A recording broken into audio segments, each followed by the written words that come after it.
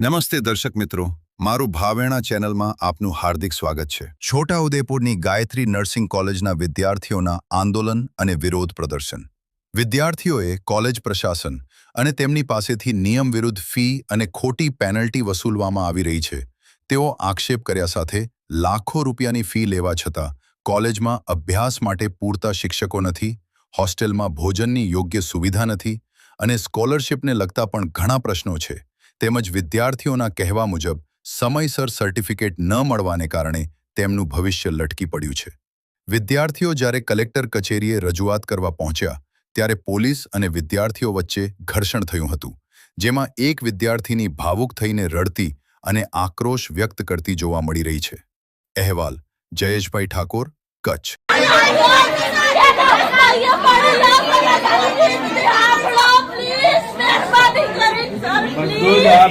બધી રજૂઆત કરી